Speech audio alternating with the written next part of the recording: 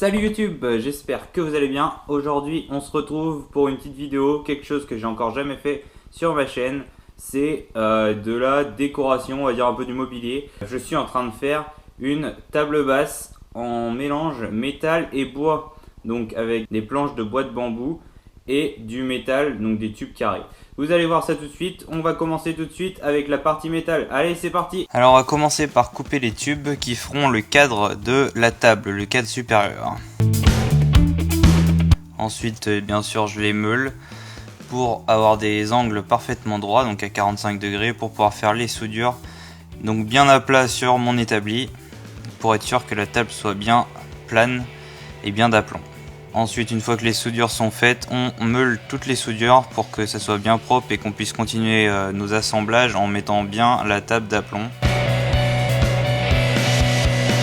Là, je vais couper un tube qui va donc faire la liaison entre les deux largeurs. Donc là, je vous mets pas de taille pour ce tube là, ce sera à vous de le déterminer, il n'y a pas de règle. C'est un tube qui part en travers, donc là vous faites comme vous voulez, si vous voulez mettre à peu près droit ou complètement de travers au contraire. Pour continuer, donc je soude ce tube. Même chose, je le meule à la fin, je meule les soudures.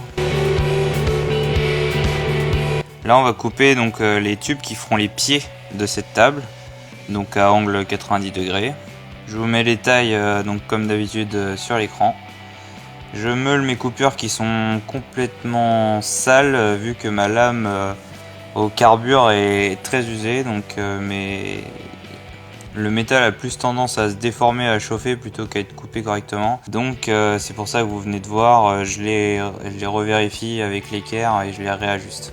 Là je fais des embouts de tubes avec des petits fers plats qui vont me permettre de mettre un boulon à l'intérieur du tube pour pouvoir mettre des pieds réglables. Je perce ces petits carrés de métal pour pouvoir les souder au bout de mes pieds. Quand on perce à la perceuse à colonne ou même avec n'importe quel perçage sur du métal, ne jamais oublier d'huiler notre forêt ou la pièce à percer pour éviter la surchauffe.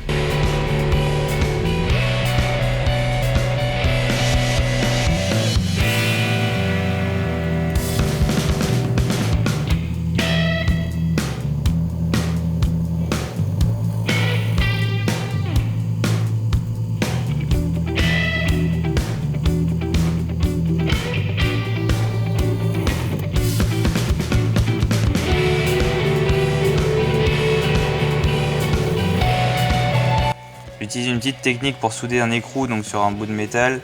Je le bloque avec une vis et un écrou de l'autre côté et je le soude.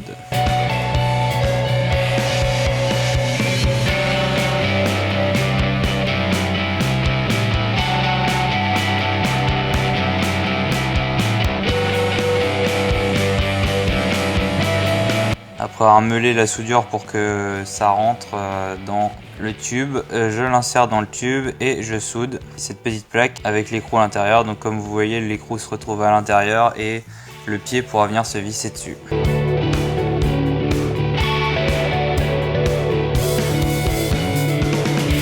Donc ensuite je meule les soudures.